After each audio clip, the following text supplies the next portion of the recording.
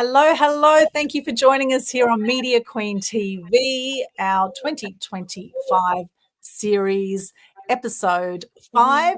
We are chatting today with our frequency facilitators, in fact, launching our frequency facilitators, playing with paradigms. We have the amazing Haleigh Overseth from South Dakota. We have Alecia Maximo from Ottawa, Canada, and Murray Angel from Brisbane, Australia.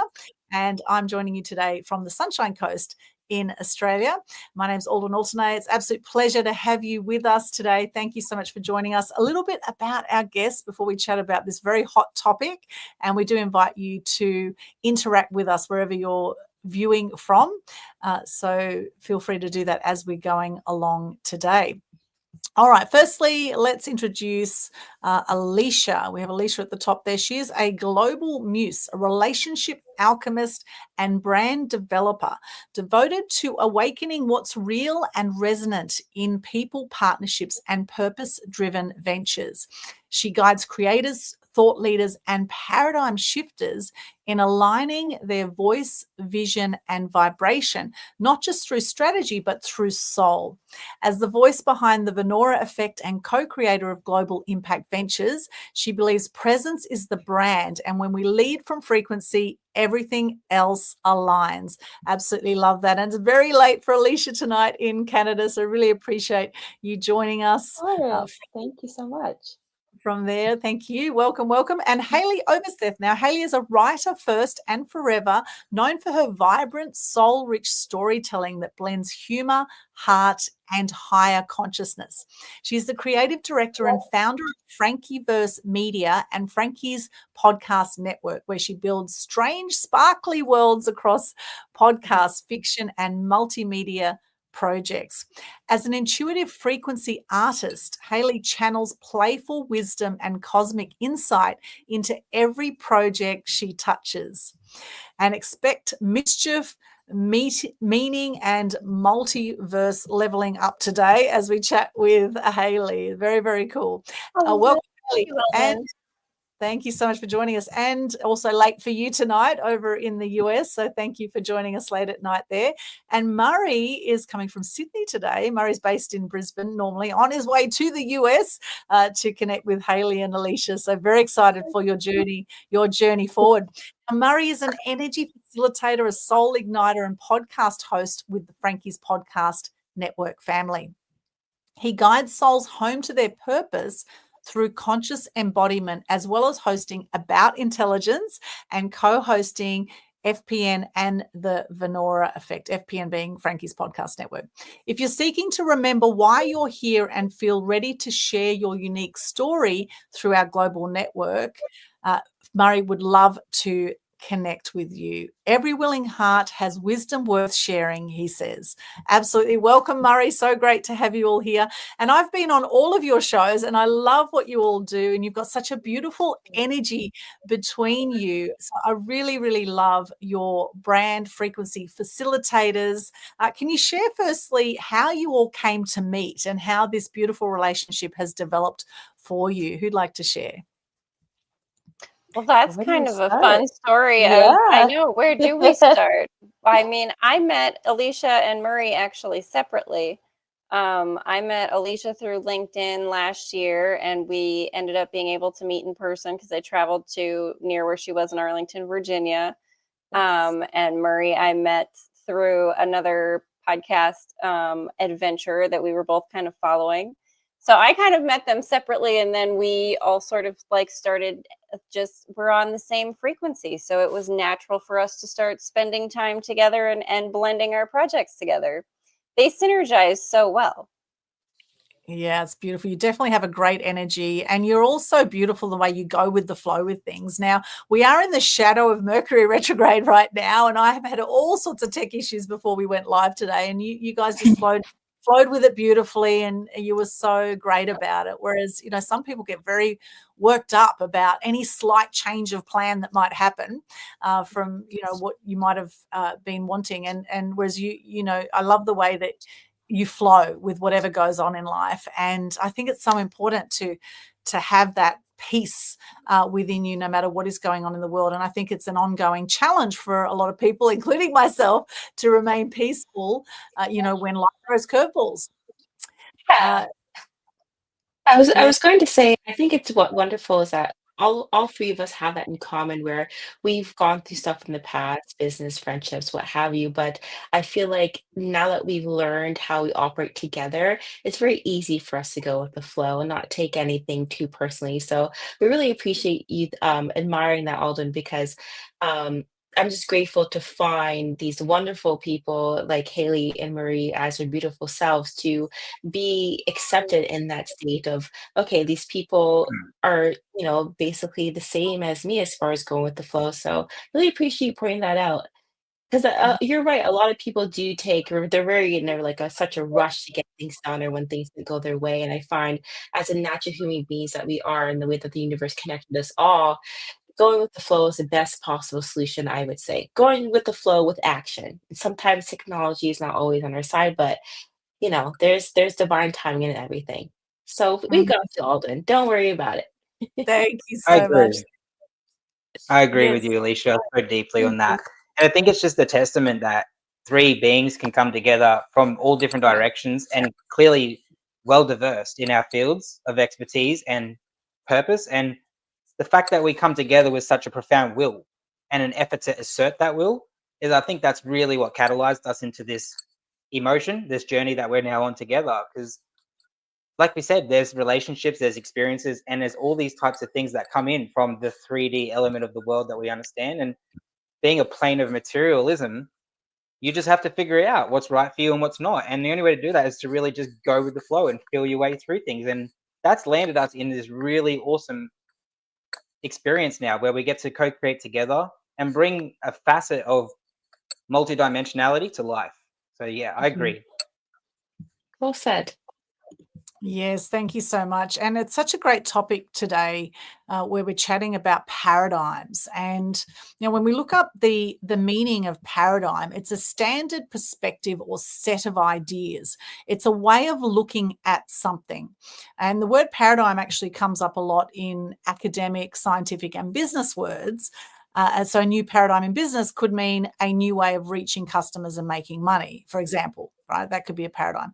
A typical example or pattern of something, a pattern or a model. And I think, looking at patterns and models, we often, I think as human beings, operate with a certain pattern, often without being conscious of it, right? And I am very conscious, for example, of patterns that I've run for years. Like I know I've often left things to the last minute, for example, which has put me in a state of sometimes high adrenaline. I know years of working in the media, 20 years of working in the media, for example, it's been go, go, go, go, go. And it's kind of like I've known my life to be that way. And for me, it feels like an ongoing practice to shift that paradigm, to shift the paradigm of living in high adrenaline, of rushing around, doing things. I meditate daily. I do things like yoga. It's like an ongoing practice to shift the paradigm, even though I am conscious to that paradigm. So what advice would you give people that may be conscious or unconscious to the way that they do life or their current paradigm or version of reality, and how they could have a more empowered or more peaceful feeling around their current paradigm? Let's go to Haleigh, you want to chat first about that? Well, I was going to say, I think one of the things, and Marie talks about it a lot, that, Alecia and I flow with well is the unconditionality that we prefer to hold, right? I mean, I think some of the paradigms that we have, it's one thing to be conscious and aware of it. That is a good thing, right? I think there is a paradigm right now that we are shifting, at least in the frequencies that we hold. There's a paradigm of fighting the flow because you're conscious of these particular paradigms, right? These things come up and you think, I need to fix that. I need to change that. I need to whatever. Well, that's not really going with the flow. You recognize it, you catch it. Okay, fine. But sometimes you're still going to be in that busy energy. Sometimes you're still going to be in a high octane energy. Sometimes you're still going to have procrastinative things come up or things shift. don't fight with yourself about that, because if everything is divinely orchestrated and timed, then even the things that feel like, oh, that's something I need to change about myself, maybe you don't necessarily need to change it in the sense of like, I need to, again, fight with myself to shift something. Don't fight with yourself. That's not the way to be in flow, right? Recognize it and recognize whether or not that energy that you're in is something that you can unconditionally allow for, and also allow yourself to naturally shift out of, just as a natural frequency change. That's a great way of looking at that. Because, like, for an example to add on to that for people to really grasp is, we could be doing big work days. You could be a truck driver, you could be in a hospital as a service provider and healer, and you could be anywhere. You could be in government working monumental hours with paperwork and back-end policy. And that could look like just finding yourself arriving in a space at home or where your location of presence is and going, I need to watch my favorite show. Sit down for a moment and be on the couch. That can be viewed in our current society that we're transferring out of as this conditioned, I have to oppose that and shift that and mold that to get back to this. And that really plays into what Haleigh's saying. And I want to bring that forward as an example there, because staying in that place and moving with that, the transition from moving into that show generally means that you've now recouped the energy, you've recentered, and you've returned to what's most important out of everything, the present moment, whatever that looks like unconditionally to anybody. And from that space, I speak from experience, great things occur, great strides happen, and we become thrivers again. When we don't adhere to this, we become burnt out strivers, holding onto something in a frequency, trying to maintain and upkeep that. And it really can be detrimental to not only our awareness of self and others, but our greater consciousness. Yeah. Yes. Also to bounce off what Haleigh and Murray stated, of course, to our audience, we are born into a world of rush and go, go, go and to-do list. And since we're born and going to kindergarten and on, so when we're born into this world with this consciousness of like, I can't rest, I have to keep going, I have to keep making money, I have to do this. There comes a time where you find your people or you attract a certain frequency of like, wait a second, there's other people not living this way. There's other people not rushing through life. There's other people out there that are not stressed about money and being on the go all the time. So I feel like it's really important to send both of that message out there of like, it's okay to slow down. It's not your fault that that you're conditioned, your subconscious is conditioned to think this way and to act this way and to be always in a rush and have the anxiety and have that burnt out, personality of I need to be doing all the things all the time and not rest, because if I don't rest, I'll get everything done. But we have to sit back and realize it's not our fault that we are in this conscious state. We're kind of born into it in the Western society that, society put this on this earth, but it's up to us as humans to make those connections and to look at the different opportunities and solutions of it's okay to breathe every once in a while. It's okay to sit down and just binge watch a TV show if you're feeling that frequency, right? But I feel like it's really important to take accountability of, to understand that your subconscious and your conscious level at that state, you're born into that, and it's regulated from you since you're a younger being into now as a young adult or older adult. And it's okay to find the people out there to help shift that subconscious into a conscious state of being your authentic self and looking for your connection and your the people that want to connect with you to help change that frequency. And the feedback loop for that is self-awareness. And what comes from Right. self-awareness is presence, the gift, the now, the eternal breath of what is and what will be. And really, that's easy said. Trust me, that's so easy said than done for most people. Like, oh, just go to the present moment while I'm being attacked by everything on an emotional, mental, physical, and psychological scale spiritually. So you do this through the apprehensions of what we just said. Build stepping stones, self-awareness of what's going on, a greater awareness of what's going on, and then using that in your conscious field to create the shifts where they align and where you feel best serves for you. It's a really individual process, and it can only be achieved through that collective understanding and moving in a more harmonized way, which I believe is what we're here to do with this frequency shift. Yes, beautifully said. So what are some things you do on a day-to-day basis or a moment-by-moment basis to come back to the present moment, to actually be centered? Because, we have 60,000 thoughts a day, the average human being, right? We have, 98% of those thoughts, the same thoughts we had yesterday for most people, and 80% are negative thoughts for most people, right? So we've got 60,000 thoughts a day going on. I come back to the breath is one thing. However, I feel like I'm shifting in and out all the time of the thoughts going on, back to present moment, thoughts going on, back to present moment. So what are some tips you could give around that, or some things that you do to remain as present and in the now as possible?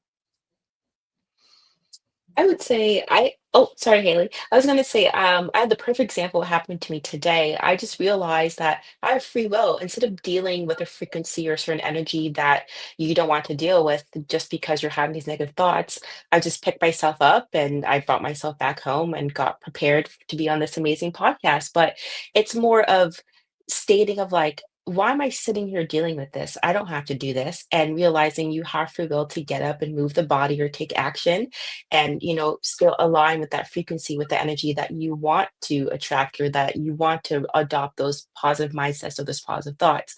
So I would say meditating in the state of snapping back into my own reality that I'm creating for myself of like, I don't need to deal with this. I have free will. I can get up and move and take action. I don't really need to sit here and dwell in this emotion or be in this emotional state. Yes, those thoughts still occur, but for me, in the way that my brain operates, of what I've been learning from Marie and Haleigh, of not staying in that feeling and staying in that frequency of like, snap out of it. I've gained so much momentum and I'm so proud of myself. I have free will to keep going. So I would say that's a common practice that I remind myself of like, I'm not stuck in this society. I'm not stuck in these thoughts. Let me get out. I love it. Mhm. For me, it's really the playful creative thing. I really rock the like turning it into a story. How do I make this something that my characters would redefine differently? How does this become something that in the multiverse, as the multidimensional being that I would be in my FrankiVerse characters? How do I look at this inner dialogue that I'm having and reframe it in a way that's playful or curious or humorous, and maybe it seems silly, but you guys, maybe once in a while, imagine that you are an alien from another planet and that you're here trying to understand what this human experience is. However you have to frame it, like get a little bit fun, have some fun with it. Like you whatever works best for you is always what's going to be the best thing to do. But for me, I really do like to get playful. And sometimes when I do that, like it really does help me to center and become present, because I start looking around my current surroundings and thinking, what would I incorporate into my story that's happening right now? Right. So if my characters were here in my now, what would they be doing and what conversation would we be having about this kind of inner dialogue? And how would that conversation shift my inner dialogue based on what I know my characters would be thinking? Right. And it does just sort of help me to shift myself into a different perspective that is other than whatever perspective I'm in that is the unpreferred frequency. Yeah, that's huge. That's really big. And like you can see when you speak about that, just to put it out there for these tips where we're getting into, taking self accountability is far greater and more selfish, which I'll get to in a second, than taking accountability for everyone else's thoughts around you and what you should be. Now, that level of separation and perception and shift right there can create a deeply, deeply harmonizing field and experience for anybody. We're all the same, so we all have this capability. And that ties back into what Alecia said. Like, free will is a sovereign gift. Can't be taken. It can be abused and it can be suppressed, but it can't be taken. So at any point, you can just get up and you can be selfish and take that accountability through your own integrity and reshift yourself and recenter to whatever it is that you need to. What does that look like for me as a self-mastery experiencer of life, co-creating with others? Being aware of the field. How do I stay aware of the field? Through my feelings. Those are my navigational guides. You could call them my senseis if you want, because we have 5 senses naturally here already. We know that. We use them moment to moment, moment to moment. But we also have the faculty of those 3 higher senses that we don't see and that is of space, time, and motion, which we're all deeply familiar with. And by tying into these 8 together, you can create a heightened perception of what's occurring for you, and that can alleviate a lot of pressure. And as someone who's come from a deep background of military through to other events in my life, and then getting to this state of being, that simply looks like just taking a breath, staring at the sun, capturing a picture of the sun to share with my social medias. And that really shifts me into a new dynamic, because you move out of taking things on to giving things. And when you're in a state of giving rather than receiving, it is a lot more peaceful naturally. We all know that. So that would probably be my tip. Give more, but don't give too much that you create a state of burnout again. Do it from a place of integrity with accountability to self-awareness. Beautiful. I love that. And that goes to staying in the flow as well, right? Because like you're saying, you know, don't give to the point of burnout, which means be self-aware and understand when you're in a state of flow that says, hey, it's time for you to take a nap. Hey, Max and I were talking about that just before. Like sometimes, guys, it is just time for you to take a nap. And it's okay for you to give yourself that permission slip to take a nap. Yeah.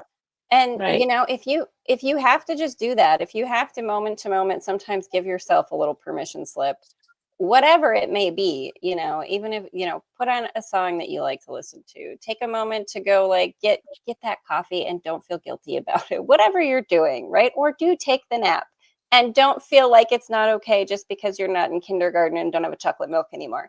Like you can still do that. Good point. But I mean, as an adult, I love chocolate milk, so I'll take the chocolate milk. Oh, I do too. No, don't like I would take the chocolate milk in the nap, obviously. Right. Perfect.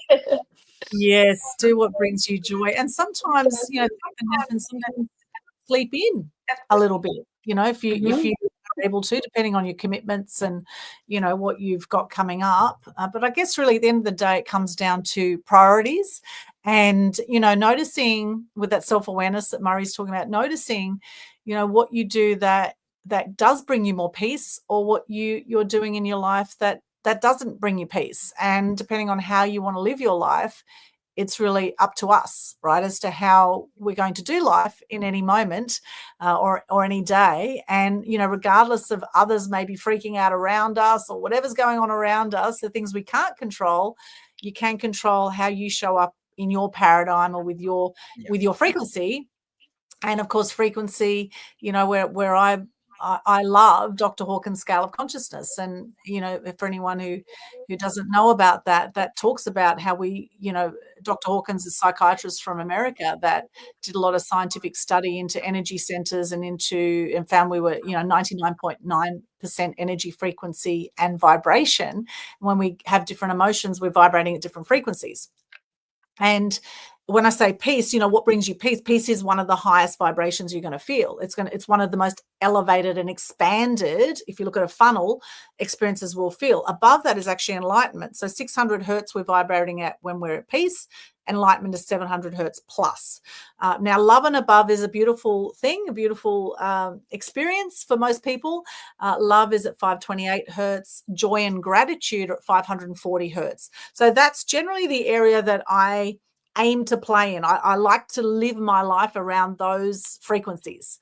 However, there are times when, you know, as human beings, we go up and down in general with the human experience where we have very contracted states. And our lowest vibration and frequency is actually 20 hertz is shame, when we have shame. And then we have guilt at 30 hertz. And then we have, you know, above that, we've got fear at 100 hertz. We've got your anger is 150 hertz. And, you know, these kind of vibrations, when we feel it, we, you know, generally there's some kind of learning when we come into these states where there's some kind of stuckness or some kind of like feeling, not nice feeling in the body. And we know from Dr. Emoto's work with water molecules and, you know, putting vibrations into water of love and anger and what we can see that you get different fractal patterns, you get different, you know, energy that happens within the body with 70% water. And as we speak to ourselves or as we experience these different frequencies, we're going to change our molecular structure in our body, whether we're conscious or not conscious of it. And this is where I actually really don't like experiencing things like anger, for example, right?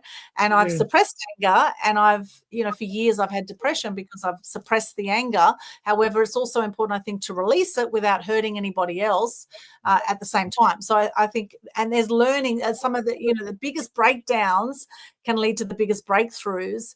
And I do believe everything happens for a reason, or a season, or a lifetime, they say, and there's always learnings to be had, but it's a matter of, are we actually open to the learnings and to, seeing what are the, the challenges that come into our life, or that we put on ourselves, even the challenges that we create, and how can we shift that in a more positive light. And I find generally in my life, I found that when I've seen the learning from the challenge, the minute I've got the learning, that I'm able to then shift it, and I get that self-awareness. Oh, okay, I'm vibrating at a really stuck state right now. I'm getting very frustrated right now. And okay, let's move that into a more peaceful state, because we can't change the past. As much as we may have guilt, regret, shame, anger, or whatever about the past, we cannot change any of the past. As Murray was saying, back to the present moment, right?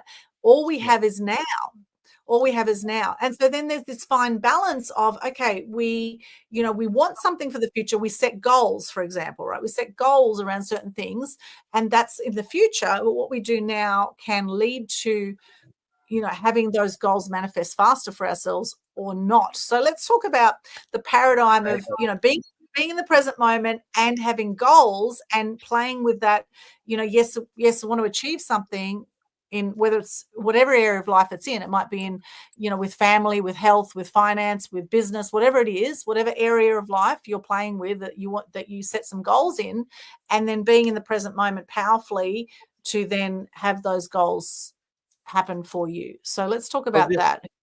Yeah, I'll just take off on that, because I think what you shared there in that perspective and adding that in was really important, because it plays into the spiral of what people can consciously understand as we continue this conversation today. We're all human beings, and we have that general awareness. So we are constantly in the field, observing, listening, and absorbing to make sense of the data, the information that wants to enter through to be received and felt. And I think it's really important that you say that, because these lower feelings, frequencies on the scale of chart, however you want to view it, are no less important than joy, gratitude, love. And they come back into what Haleigh mentioned earlier about the unconditionality of your experience and allowing things to be rather than fighting it. Because if you're at the low end of the scale at 20 and you're feeling shame for something that you did and you didn't honor an agreement or took accountability, or you let yourself down, and you fight that thinking you're going to rise back up into gratitude, I promise you, when you get up into the joy, you're going to get pulled back down just as quick, because that's spiral dynamics, and that is a part of this human experience. So finding unconditionality is actually probably the greatest perspective to have for yourself when moving through things, because it keeps you in what we're here today to talk about, the flow state, and how to double down on that flow state. And that looks different for every one of us, as we've just discovered here. So to go off that and go into the other side of that, the flip side, it is no different, because when we're planning goals, when we're actuating, when we're imagining, and when we're manifesting through co-creation, we're moving towards the future now, the moments we haven't exceeded or experienced yet. And if you compact, like this is from experience, if you compact and compound on that too much and accelerate too far ahead, you are out of the present moment, and you will experience a level of anxiety, a level of unbalance at some point. And so it is a constant balance of coming back to the present moment, being aware that you're still moving forward and you haven't lost that speed or residual energy, and then allowing it to go back to the other side and say, well, I need to move through this, because as I get closer to this, I need to be able to transmute and let this go through the natural practices that I discovered for myself. So that would be my total advice towards that, because I hear that for myself. I don't hold myself too accountable for goals, because things change, and that's staying in the flow state. Yes, beautifully said. Sure, would you like to add? Or Haleigh? Yep. Well, I just, I know a lot of the things we talk about on a practical level kind of stymie some people, as you talk about frequencies and these kind of being in the present moment. Like it can start to sound wooey woo to some people, and we understand that, and we're not going to try to argue with you on it, because that would be going against the flow. Feel however you feel about it. But just for a little bit, maybe more of sort of a practical way to look at it, like what's coming up for me is, as Aldwyn, you and Murray were both speaking, was my friend Lonnie Ray, and a thing that she would say frequently when it would come to these kinds of things. Like, if there is something that you feel stuck on, or if there is something you're unpreferred in your frequency, in your experience, if you ask yourself the question, do I want more of this or do I want less of it? Well, if you want less of it, choose that different frequency. And it looks different for everyone. Again, what looks like that 30 hertz for Aldwyn, for Alecia, for Murray, for Haleigh is going to be a different thought frequency, right? Not all thought frequencies equate to the same emotional output for every person, right? Like, you could have a thought about the color red, and for someone that might strike some kind of emotion for them, and for other people it might be nothing. It does, again, come back to that self-awareness. What do I prefer to feel in this now moment? And I know a lot of people, when you talk about manifestation and sort of finding the frequency of the dream fulfilled, the desire fulfilled, it starts to sound like just living in imagination and not actually, doing anything in the present moment. But it does become, like what Maria is saying, a guidance for you. Follow the emotions you feel when you have a thought process, when you have an opportunity come up, when you have a choice to make in the day. Where are you going to go eat lunch? Anything simple. When you think about how you feel about taking that next action, does it feel like the frequency you want to experience? Or does it feel like something you want less of? Okay, well, then that's not the action to take. Whether anyone around you, whether society, whether the ticker tape in your head that runs that task list and the things that you're supposed to do agrees with it, that's not what matters. What matters is that intuitive sense that only you can define for you. Again, 30 hertz is a different kind of thought wave from Aldwyn, from Alecia, from Murray, from Haleigh. Know yourself and be present with yourself. I think a lot of times when you talk about the present moment, staying in the present moment, people think to be present with their external reality, right? What's in my present moment, in my sensory. And that can help to sort of calm your thoughts. But what is really important is to be present with yourself, your emotions, your frequency. What am I feeling right now? Is it what I prefer to feel? If it isn't, then either my thought process, my action, or my next step that I think I'm taking isn't the right one. And this is where you have to really give yourself that permission slip to take a pause and to let yourself allow the next in alignment to you step to take. And again, sometimes that is just taking a nap. Let yourself do it. All about that, Haleigh. Yes. I was going to say, speaking of goals and exactly the subject that we're speaking on, coming into this meeting, Haleigh and Murray, for the first time as individuals, we all had different goals coming into this and working together. But now, looking at the full circle, what I've learned from Murray and Haleigh as their amazing selves and staying present, but also managing those, some people call it like unrealistic goals of like, traveling the world or becoming a millionaire and stuff like that. My goals definitely have changed from, from the first surface level to expanding on more of the goal of the frequency. I never thought in 1,000 years we would be the three musketeers, as we call ourselves, is like us deconstructing outdated businesses, identity, and leadership paradigms and creating so aligned alternatives.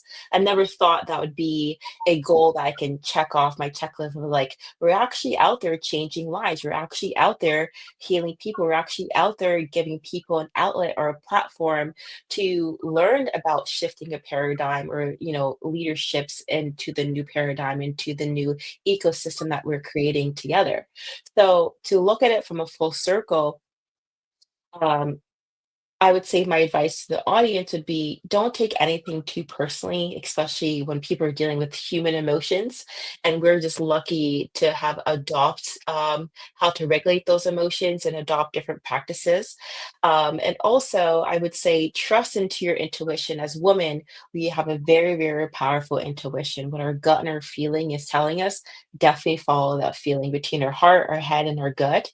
The gut has guided me into what I'm building today and guided me to mirror and healing what we're creating today and influencing and also, influencing other people to do the same as well.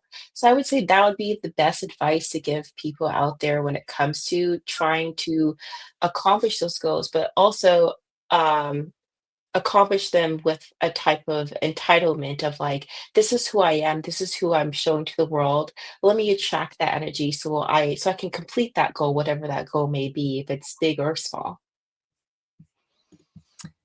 Yes, I love that. Thank you for all you've shared. There's absolute gold in all of that. And, I was thinking as you were chatting about something called ikigai. And ikigai is a beautiful thing because a lot of people, I find nowadays they don't have much clarity in their life, or they've got so many things going on that it becomes very challenging for people to focus on what they want to do with their lives, or are they on the right path for themselves, etc. And I love this ikigai. It's a Japanese concept that refers to having a worthwhile purpose in life, or a reason for being, having a reason for being. And it combines, so iki means meaning life, and gai means meaning, value, or worth. And this signifies what makes life meaningful and enjoyable. And there's 4 key elements to finding your ikigai, or finding your life's purpose in life, or your reason for being. And it talks about with ikigais, firstly, identifying your passions. What do you love to do, and what activities make you lose track of time? And we know that when we're operating in the heart chakra and above, or in the heart chakra, time and space disappear, right? And I find often with what I'm doing in life, I find that I lose track of time, all the time. It's a very common thing for me, which is one of my ongoing challenges is losing track of time, because I'm often in that, passionate heart space. So what is that for you? What do you love to do? What activities make you lose track of time? So first, identify your passions. Second, recognize your skills. What are you good at, and what talents do you possess? Okay, number 2. Number 3 is consider what the world needs. How can you contribute to something larger than yourself? Or how can you get paid for what you do, right? The next one is finding the intersection of that, considering what the world needs. Where do your passion, skills, and the world needs overlap? And then as a bonus, embracing the journey, finding your ikigai as a process, not a destination, enjoying the journey of self-discovery, enjoying the journey with all its ups and downs and rounds and rounds, and really getting present to where are you? Do you want to feel more of that, as you mentioned? Am I feeling in a way that I really want to feel right now, without shaming yourself or blaming yourself or whatever? It's just actually taking 100% responsibility for, okay, I'm feeling crap right now. Okay, I'm feeling really low energy, whatever. I just maybe the best thing for me is to now go and have a bath, or go and, for a walk around the block, or connect with nature. What was that, Murray? Or have a nap. Or have a nap. What is that for you? Or is it to eat some nutritious food? Or is it to have some water? It's amazing, just having some water can instantly lift your energy. Often people are very dehydrated. You think we need 2 to 3 liters of water a day. Most people probably only drink 1, if that. And just having water can instantly lift your energy as well. So how do you want to do life? What kind of world do you want for yourself, regardless of what's going on in the world around us? And this is also, your environment at the same time is very important. Like, the 3 of you coming together and holding each other up as a frequency facilitators, you've got this beautiful connection, and you hold each other up, and having a great environment around you, I think, is absolutely crucial. And noticing, are the people around you, are they putting you down, or are they bringing you up? Are you feeling uplifted by the people around you, or are you feeling like you're being put down constantly? And if you're being put down constantly, then, taking 100% responsibility that you're making a choice to be there with that person right now. And sometimes these people are family members, right? And, we might love them as family members. However, maybe you don't want to hang out with them so much, right? So then we limit our time with those family members, and just get also that hurt people hurt people. It's one of my favorite sayings. Hurt people hurt people. people, and healed people heal people. If someone's being nasty, it's not about you. It says more about them if they're being nasty, and you do not need to take it on board. And this is where having a strong energy field, and of course you're the love Reiki guy there, Murray, and you guys all know about energy and frequency. Protecting yourself from negative energies, I think, is really important. So let's talk about that. What are some ways that you protect your energy from, you know, other sort of negative forces or entities even? You know, there is a lot of evidence out there of other entities, of dark entities sometimes, you know, people feeling possessed or whatever. I mean, this isn't just in movies. This happens in real life. So thoughts around that? First two things that come up for me, I just have to just get it out of me because I'm just buzzing to get it out. Thanks, ladies. Is to maybe have a reminder that I'll just start with the sentence. Human being. First and foremost, human being. Not animal being, not building being, not action being, human being. So anybody can define that in whatever relativeness that they need to. That would be first and foremost. And to remember that it's your experience as a human being. So it is your responsibility at some level to create shift and to become aware. I think it's easy to give advice, and I think it's easy to stake claim in what can work and what can't work. But again, there's 8 billion of us, essentially, plus on this planet at this point in time, all perceiving from a different perspective. So trusting and allowing for the truth that each individual is doing the best that they can with what they know in the moment definitely alleviates the pressure and brings you back to unconditionality if you're dealing with family members, co-workers, or environments that you've placed yourself in for greater experience to learn from. And that brings me to what I would just leave for people, and it would be fundamentally how I serve myself. I do believe that the first part of your life, whatever that is, that length, is figuring out who you are and what you're about, which ties into that proverb. And the second part is learning how to give it away. Yes. So I would like to add that. Yes, there's no greater purpose than being of service, they say. And when you give, it always comes back tenfold, at least not necessarily from the people you give to, and not that you give to receive, but that's just how the universe works. It's a law of reciprocity, right? And, you know, look up universal laws of life, law of attraction. There's so many laws of life. In fact, I will look them up and share with you shortly.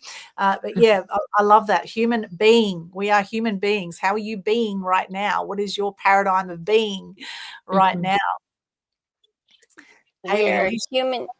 Well, yes, human beings capable of doing, not human doings capable of being, right? Yes. Like, it's, again, that sort of priority, like shift to where you would prefer to be. And I'm looking at your Ikigai sort of information. One of the things that was coming up for me when you talked about that was, yes, think about the things that you are good at, but realize that just because you're good at it doesn't mean that that's what you have to do.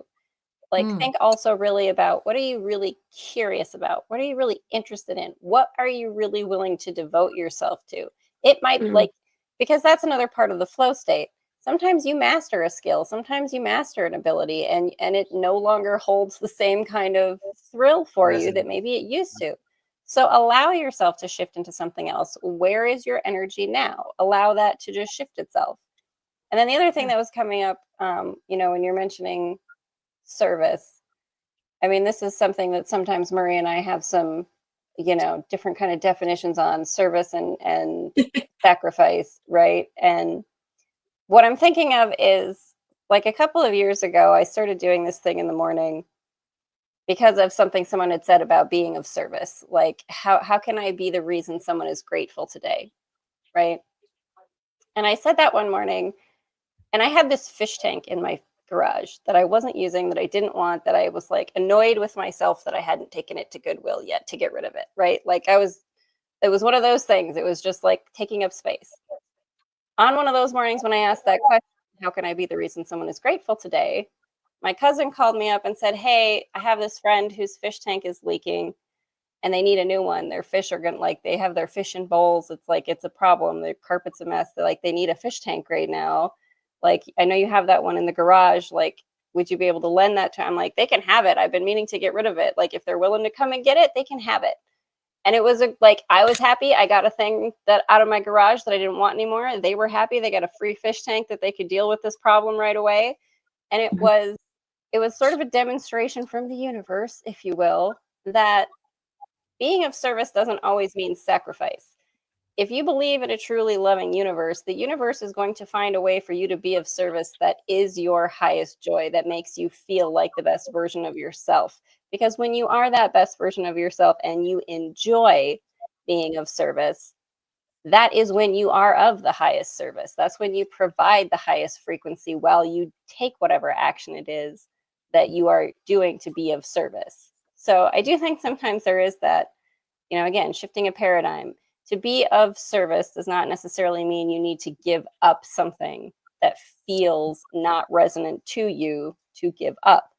If it feels resonant to you to give that up, the universe is going to orchestrate it so that it fits perfectly with whosoever needs it, right? And it's going to be something that uplifts you and them, because if you're doing something where it uplifts one and then takes someone else down to the same degree, that's a zero-sum game. You don't get anywhere with that. There's no evolution to be had there.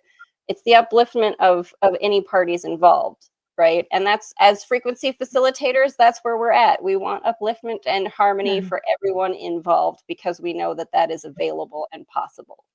Yeah, to bounce off what Haley's saying, it's kind of like, if we don't help ourselves, how do we expect to help others in return? So that brings me to what I'm channeling is like, what does the world need from us? Well, the world needs to heal because, you building your global brand, Aldwyn, you know exactly what's going on in the world internationally and domestically at the moment. But what the world needs from us is opening up the playing field of the frequency facilitators, but also this new ecosystem that we are collectively building together and with our individual brands, your businesses, whatever what we're passionate about. People are seeing us, people are interested, people are asking questions. There's people out there that want to heal as well. So the more that we are putting this information out there and attracting those types of questions or people that are interested into learning more about, what we're doing it, how we're doing it, but channeling the I would say the highest version of ourselves to provide that value towards the masses, especially with social media today. I would say the biggest question is, what does the world need from us and what do we need from the world to all co-create and, create this new shift forward? Of course, it may take, probably a couple of generations to get to that whole world peace type of situation, but we're slowly, I would say slowly in some worlds and rapidly in other worlds, working towards this peaceful paradigm of which I'm really excited and looking forward to. Yes, love that. And I'll pop those Ikigai questions up there again. So 1, what are we passionate about? 2, what are we good at or better than others at, or that people notice that they say we're good at it? 3 is, what does the world need from us? And 4, what is the value of this, as in what are people willing to pay for as an energy exchange for that service or whatever it is you offer? Yes, I think that's absolutely gold. And, being conscious and noticing what people are asking of you, because if people are asking something of you, that means you have some value there to give that you could actually turn into potentially a course or a program or be a mentor in that area. What is it? What sort of questions are people asking you about? And, you might think, oh, surely everyone knows this, but often we're too close to what we do to realize sometimes the value of what we do. And this is where actually just, taking a moment to sort of just say, oh, that's interesting, that person asked that question. I wonder if I could, create a live video around that or share about that or create a program around that, and have something that you package up and organize in a way that people will want to pay for that thing. And that's a beautiful way you can then blend your passion with your passions with actually making it sustainable for yourself, and not just having yourself a job. Some people say it stands for just over broke when you have a job, versus having a lifestyle that you love and something that you get paid very well for as well, and being open to receiving that. I think that's very, very important. Now, I mentioned earlier the 12 universal laws. I just want to mention these because I think these are absolutely brilliant. The first one is the law of divine oneness, that everything is connected. 2 is the law of vibration, that everything has a unique vibrational frequency. 3 is law of attraction. What is like unto itself is drawn. 4, law of correspondence, as above, so below. 5 is law of action. Manifestation requires aligned action. 6 is the law of cause and effect. Every action has a consequence. Number 7, law of compensation. We are rewarded for right action, for the right action for us. Number 8, law of perpetual transmutation of energy. Energy is always moving and always changing. Number 9 is law of relativity. It's all relative. Number 10 is the law of polarity. There are 2 sides to everything, the dark and the light, yin yang. Number 11 is the law of rhythm. Nothing is permanent. The law of rhythm, that's the up and down, right? And number 12 is the law of gender. Manifestation requires a balance of energies of the feminine and masculine, etc. Right? Aren't they beautiful universal laws? I absolutely love those, and I'll share them now. Out of those ones I mentioned, which one or ones really stood out for you out of those 12 universal laws? I was going to say, I was going to toss it over to Murray because those are like those 12 universal laws. That's all in your wheelhouse, right? He's all about that one. I genuinely, just for the audience here, thank you, Aldwyn, and just for the audience, being my own perspective here of embodiment, I don't refer to them or label them or title them as laws, as the correspondence between that energy and the old paradigm of that word and how it was used and how we agreed upon that collectively doesn't serve what I believe they are, which is guardrails. I do not believe that we would be involved in an experience as humans and conditioned at the same time. That defeats the purpose of unconditionality and the love of the creator, the source, the being of allness that has provided and created this opportunity, being each of us as collective fractals of self. So that brings me back to the micro and the macro of that relationship. And probably the biggest one is just the first one, the law of one. Law of divine oneness. Yes. You know, it is good to remember that everything is connected when you are trying to get yourself out of those lower frequency vibrations that we did talk about. I mean, you know, one of the things that I think of, and it's from one of my favorite romance movies, Amax, like, back me up here on P.S. I Love You. P.S. I Love You. Oh, classic rom-com. Right, but at the end, one of the things that Kathy Bates says, you know, the mom character, is if we're all alone, we're together in that too. So even when you're feeling like you're all alone, well, guess what? Everyone's had that feeling before at some point or another, right? So even when you're feeling the most disconnected from the oneness that we all are, you're still connected to the oneness in the fact that you are not the only one who has felt that. And it's good to remember that, I think, sometimes, especially in this world where we can be sort of trained to be very disconnected from one another for various different reasons. We are in a very busy kind of world. But again, give yourself that permission slip to pause, and whatever it is you're feeling or experiencing, you're not the only one. You are together with many others who might be feeling disconnected or alone. And I think that, you know, that law of oneness, sometimes it can be something confronting if you are someone who is already feeling disconnected, right? Like, I've been there myself. I understand that. So I get when they say the law of oneness and you can, like, automatically want to reject it, you know, but again, sorry, go for it, Max. No, I was going to say, I feel like we all been there, and I feel like that's one of the things that kind of brought us together, where we don't feel alone anymore. The fact that we are the Three Musketeers and we are creating amazing things together and as individuals. But I feel like ever since we found each other, it has been a really fulfilling moment of I'm not alone. I have a support system. We have a support system outside of all of this, outside of social media. And one thing that is attracting me about the laws is the law of the what is it? Law of action law and cause and effect law. There's always a cause and effect to everything, right? So me hopping on LinkedIn, putting myself out there, networking, that was the effect of meeting Haleigh, and then the trickle down of her introducing me to Murray, and then now we're here as the frequency facilitators.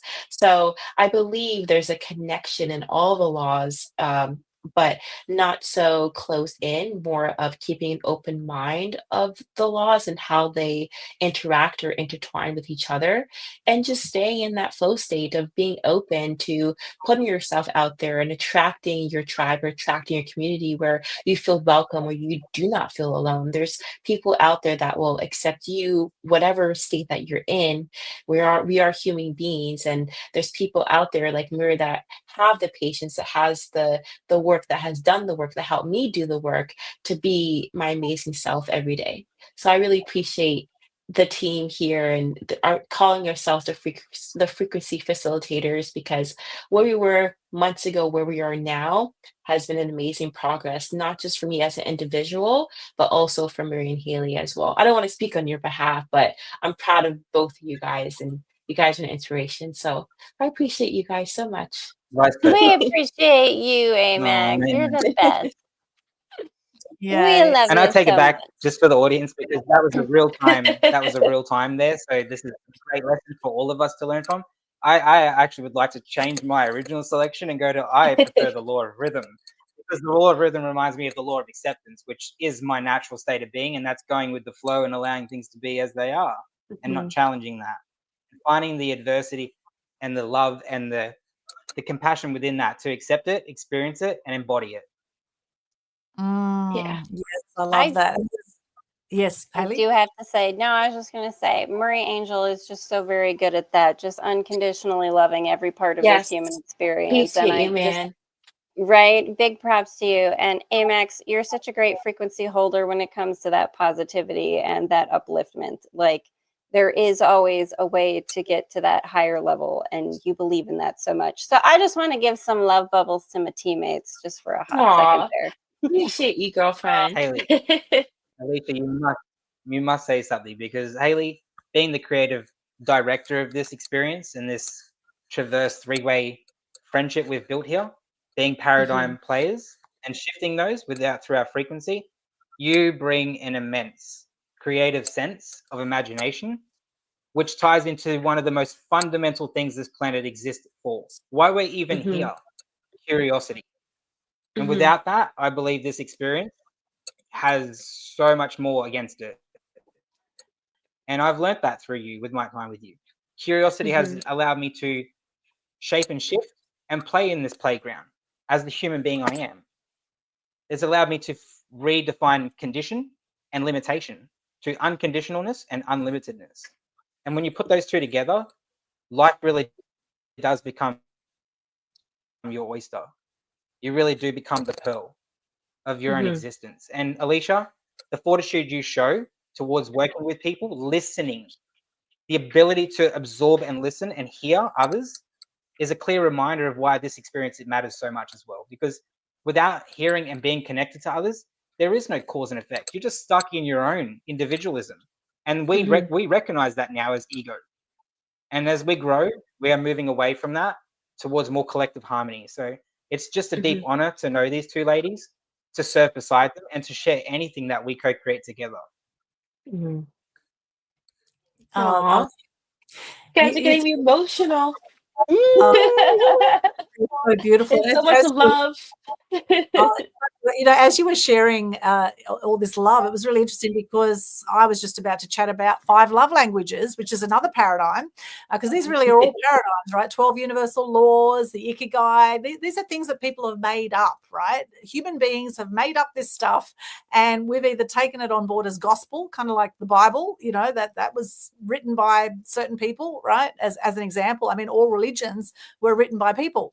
and, you know, they might have been based on spirituality or whatever. But, you know, at the end of the day, everything that we're consuming right now has been created by someone, by a human being, has created some kind of, you know, ideology or some, you know, some thoughts. And 5 love languages, I love. We can take it on board or not take it on board. But what I was just seeing beautifully happen right now was words of affirmation. Beautiful words of affirmation, which is one of the love languages that was created. The words and you know, Gary Chapman is the author of the book The 5 Love Languages, and the other love languages are acts of service, doing things for others as a way of showing love. Receiving gifts or giving gifts is another love language. Quality time is another one, and physical touch. And often you'll find in relationships when there's a misalignment, it's often that people's love languages are different. And so someone might be doing lots of things for someone else in their life that might be, well, that's their love language usually then is acts of service. But for the person that they're doing lots of things for, that person might just want some physical touch, or they might just want some more quality time. And so if you find you're with people in your life that say, I just want more time with you, then obviously that is their high love language. If you look at that paradigm of the 5 love languages, which I find absolutely gold, and, you know, take it or leave it. There's probably, you know, many more ways we show love other than just those 5 love languages. However, that is another paradigm. And I saw beautifully here words of affirmation. And for a lot of people who do podcasts, words of affirmation are a huge one because, you know, we work in the world of words. So what are your thoughts around the 5 love languages, guys? Love all the love languages. But, I do too, right? Like I don't want to leave any of them off the table, right? Enjoy all of them. Exactly. Under the table, push them onto the table, spread them out. I would say for me, the way that I show love, or the way that I show up for my partners, my friendships, I would say acts of service. And I love to give. Like I'm a big gift giver or an experience giver. Or if I hear someone say, oh, I like that, I want to experience that, I will take it upon myself to make it happen for that person because the love is there, right? So I would say that's the way that I would show up and show love to others. And then for myself, I would say words of affirmation. Words of affirmation and acts of service would be the way that I like to be loved and I like to be valued in partnerships, friendships, and even with family. So I would say those two definitely intertwine together. But as a certified lover girl myself, I love love and I love the idea of love and yes, and the trust and the bond that we create. Right? The trust and bond that we create with humans and partnerships and relationships. And as we're aging, progressing as humans, those change, those passions change, those relationships change. But the relationship that I built with Haleigh and Murray, that's for life, man. We're going to be together until we're old and wrinkly, sitting in our spaceships or wherever we're going to be in the future. In our geodesic floating dome cities above the atmosphere of Venus is what we're going to be doing. See, and this is why we have Haleigh. I'm on it. Don't worry. Yeah, I love it. And we've got lots of people who've joined us here. Mark R. Davis says, universal gift, all you need is love. I love that song, actually. Yes. At 11:11 my time, he put that there. Mark Davis, thank you for that at 11:11. Beautiful, my friend. We're going to come up to Toronto and hang out with you, our bestest friend up in Toronto. We're coming to see you, buddy. Yeah, I love that. I love that. And I just thought of the 10 Commandments. The 10 Commandments in the Bible is another paradigm, right? The 10 Commandments, you shall have no other gods before me. You shall not make idols. You shall not make the name of the Lord your God in vain. Remember the Sabbath day, keep it holy, which is often Sunday for people. Honor your father and your mother. You shall not murder. You shall not commit adultery. You shall not steal. You shall not bear false witness against your neighbor, and you shall not covet. That's the original 10 Commandments, right? And, you know, some people live by those and some people don't. However, in general, I must say I really like the one, you know, do not steal, do not commit adultery, do not murder. I think they're all very positive, peaceful. Yes, those are good ones. Commandments in general. Oh, yes, the Beatles, Mark Davis says. The Beatles, of course. Yes, thank you so much. Corinda says, Corinda, good to see you. Corinda also does a podcast. So he says, wow, here at the beginning there. Thank you, Corinda. Good to see you. So does this mean disability would have the same? I think that's something we mentioned earlier. So I think when we're talking about ikigai, you mentioned that, Corinda. So around the area of disability, I know Corinda works a lot with the neurodivergent sector. And yes, I think if you're, particularly gifted in that area around disability, then absolutely you could make that part of your mission and passion. We have Kai Ashani Stone. Hello there. Hello, Kai. What's up, Kai? Thanks for dropping in, sis. We appreciate you. Mhm. And I saw my friend Chris in the comments. Got to throw a shout out to my friend Chris. Hi, Yes. Chris. What's up? Hey, Chris. Chris Binder, Haleigh, my awesomeness friend. Thank you. Mhm. See you there. Thank you so much for joining us. Oh, we've got Kason Lee here. How powerful is the AM vibration? The OM. I think you mean OM. OM vibration. Just as equally as important as the OM. OM and OM come together to make OM, which is mum and dad, masculine and feminine traits, as we know as humans. Beautiful. Thank you, Kason Lee. Hello from Sri Lanka, all the way from Sri Lanka. Great to have you with us. Love it. Thank you so much. We are coming to the end of our show shortly. Kai says, love you guys. Oh, that's nice. Kai. Thank you so much. Thank you. So beautiful to have all this love in the room here today.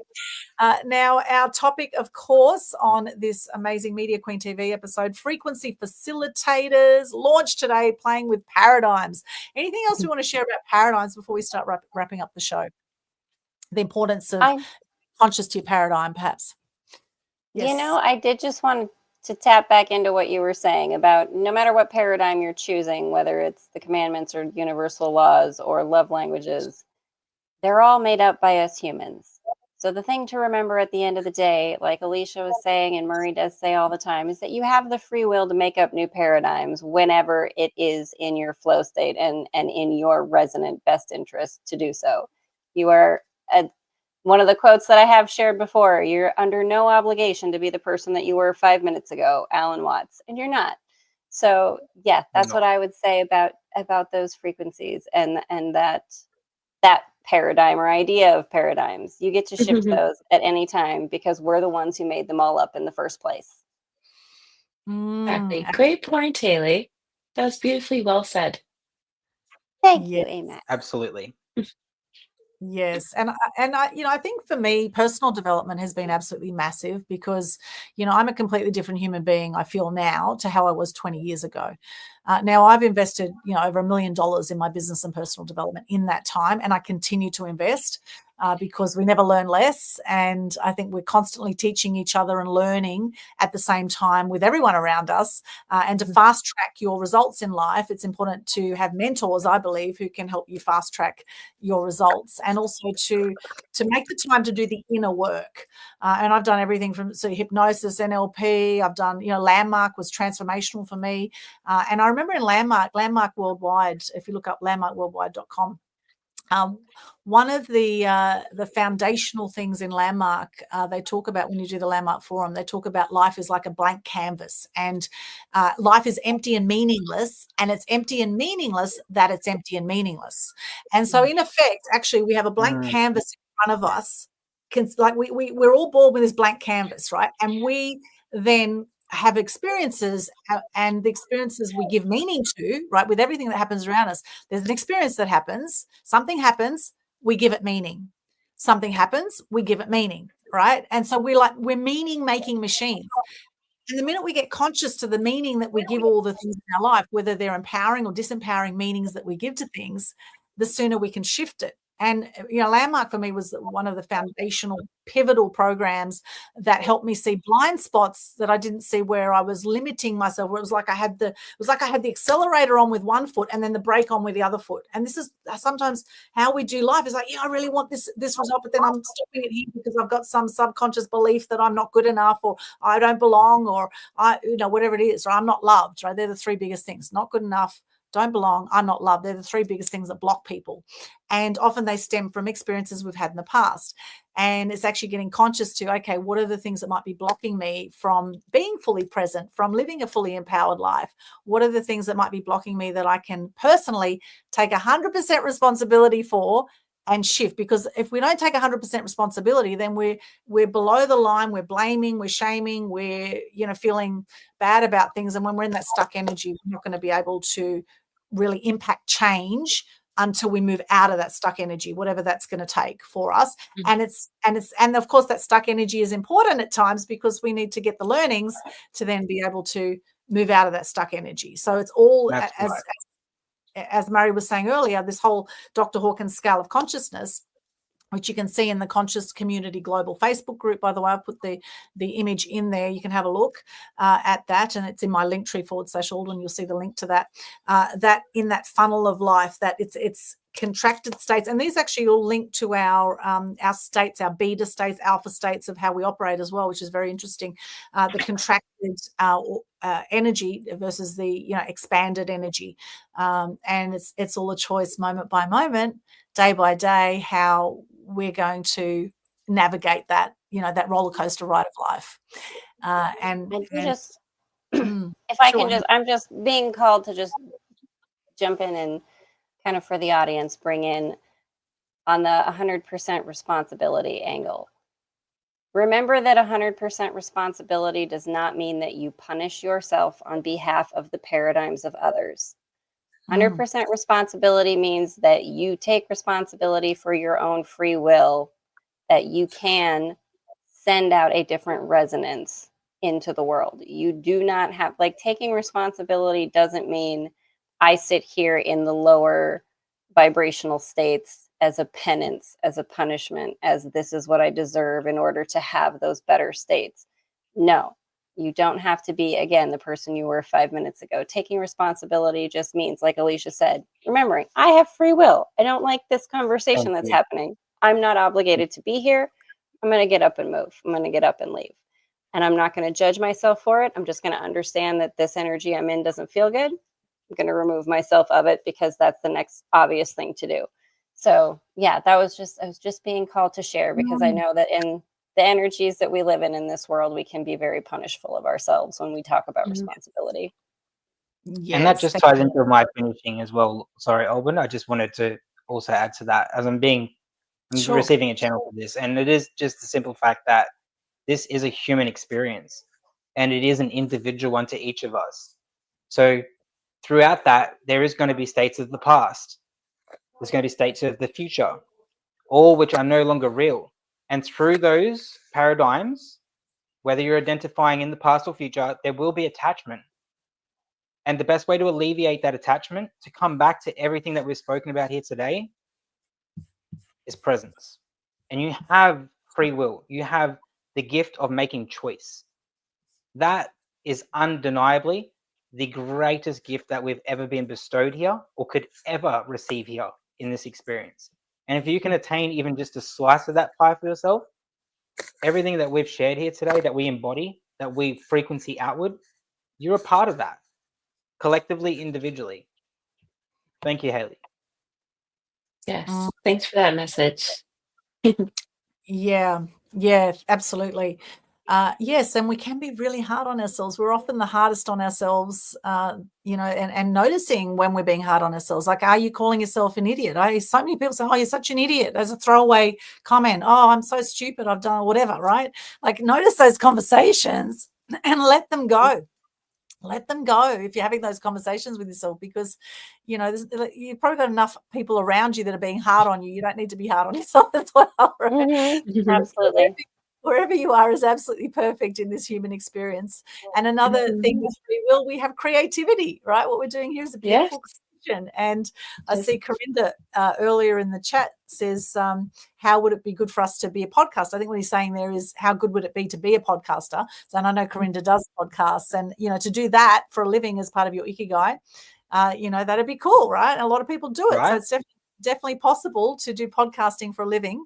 And, you know, the thing is with whatever it is you choose to do, I want to stress the importance of being consistent and being committed to what you want, not attached to how it's going to look. It's another one of my favorite sayings, be committed, not attached. Now, in 2018, there were 50,000 podcasts, 500,000 podcasts worldwide in 2018. Now there's over 5 million podcasts. However, for a lot of people, they don't do more than 3 podcasts, and even less people do more than 10 podcasts.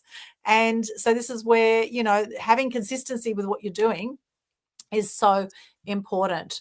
Corinda's saying, how do you recommend the situation on robots? What I'm going to recommend that you go check out the About Intelligence podcast and listen to all of the AI conversations and various different thoughts on that we are going to have. Great idea, Haleigh. And Fantastic just idea. do come hang out, because all will come hang out with us too for some of those. Come join us for a chat, Corinda. Yes, please. We could talk about AI, robots, what all that's going to look like.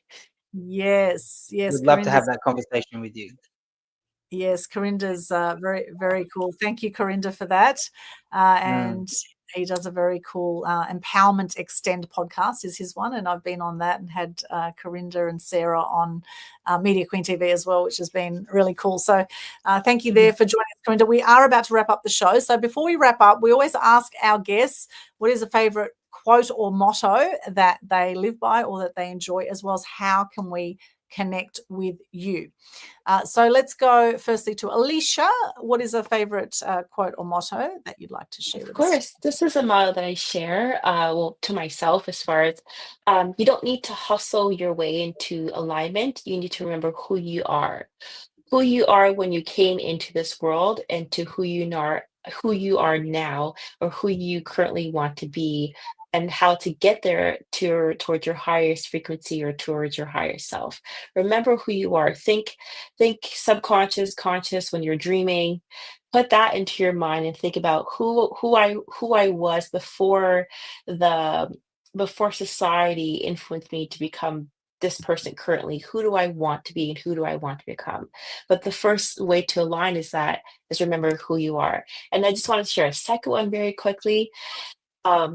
The frequency that we're speaking about, the frequency is a new currency, and we're the ones holding the bank. We are the bank. We are our own bank, and we're the ones that are holding the frequency to the new currency, to the new paradigm.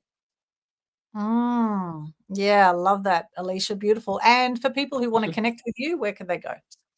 I'm very active on LinkedIn and on YouTube, and under the Venora Effect, which is produced by Franki's Podcast Network. So shout out to Haleigh.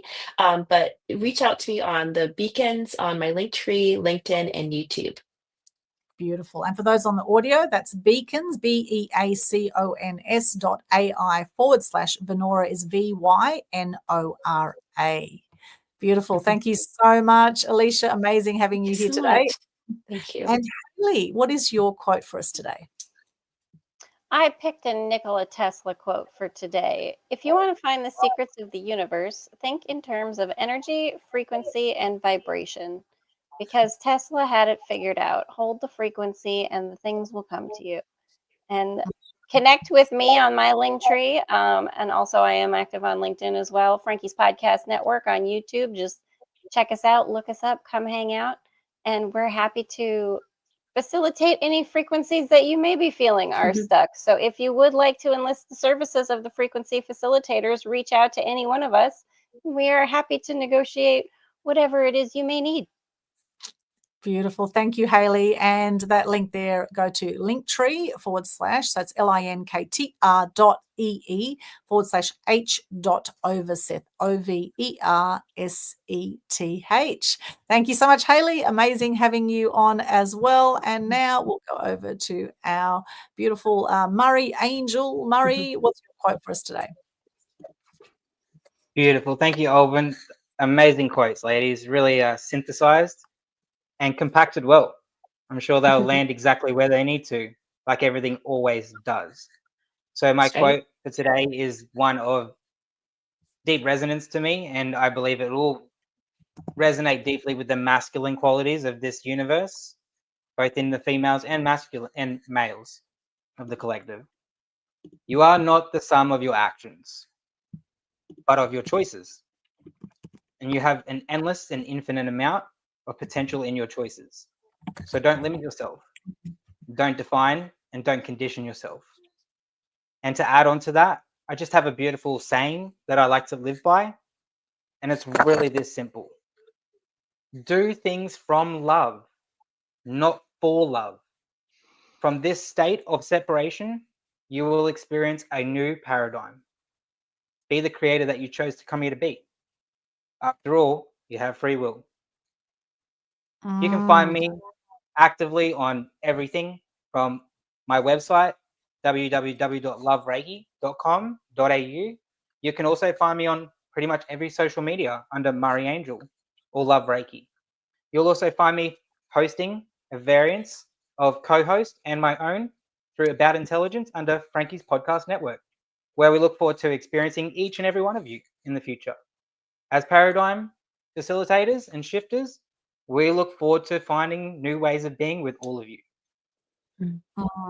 Thank you, Murray. That's great. And Love Reiki is spelled LOVEREIKI.com.au. Check out Murray's website and look these guys up online. You'll find them on all the main social medias. And my quote today is, if you want small changes in your life, work on your attitude. But if you want big and primary changes, work on your paradigm. Yeah. I love that one. And for those who want to connect with me, just hop along to my linktree/Aldwyn, linktr.ee/Aldwyn, ALDWYN. In there, you will find some free resources on my media website. I help you be seen, heard, and known through mass media exposure. So reach out if you want some support with that. And also packaging up your genius as well. I'm very good with that kind of stuff and branding, etc. Also, we have the Global Good News Challenge every single month. It's a free challenge and a way you can share gratitude and good news and lift your frequency to more of a place of joy, gratitude, and love and peace by getting into gratitude. So recommend check that out. All the details are at the top of the Global Good News Challenge Facebook page. And subscribe to my YouTube channel if you haven't already. That's what it looks like straight on the screen there, Aldwyn Altuney Media Queen TV. We have thousands of videos in there and lots of inspiring and some great comedies and awesome resources in there too that I recommend you check out. Kason Lee saying, link to Murray's Reiki YouTube, please. What's your, do you have Reiki YouTube there? Hang on, I'll get it and I'll pop it into the comments here for you. Okay, beautiful. Thanks, Kason. All right, Haleigh's going to get onto that for you. All right, beautiful. So you find all the links there. The Conscious Community Global show is linked in there. Also, for those in the Sydney area, we have a launch of our Fear to Freedom book launch coming up July 26th. And July 24th, for people around the world, you can get a free download of the book. We're launching on Amazon. July 4. So keep tabs on our social media on that day for our Fear to Freedom book. We have 11 co-authors. Myself and Leanne have put this book together. So 13 of us all together sharing our Fear to Freedom stories and how we've gone from fear to freedom and the wisdom we've learned from that. They're really inspiring stories. We've got here Kai Ashani Stone. Amazing podcast, everyone. Thank you so much. Good show, Corinda there. Oh, good. Thank you there, Corinda. I will share it out always. Thank you so much. And yes, Corinda, Linktree is free. It's a great way to put all your links in the one place. Highly recommend that. And earlier on, we had Kai saying amazing reply. Thank you so much for whoever's reply that was. Mark Davis says, take care, everyone. Catch up soon. Beautiful. Any final words from our amazing guests today? It's been so great having you, Alecia, Maximo, Haleigh, Overseth, Murray, Angel. Any final words before you wrap up? We love you, Aldwyn Altuney, Mass Media Queen TV. Love you, girl. Thank you so much for having us on your podcast. Thank you for your time. Thank you for having the frequency facilitators on here and spreading awareness, spreading the value. We really appreciate it, Aldwyn. Thank you so much. Thank you for having us, Aldwyn. You have such a beautiful frequency and energy yourself, and we appreciate you holding down the fort over there in Australia. Just the media queen, indeed. We love you so much. Oh, thank you. Oh, Big thank love you. to you. Love you guys. Love you guys. Oh, you got it. There you go. You got it. You got it. So much. Thank you so much. That's really beautiful. really appreciate that.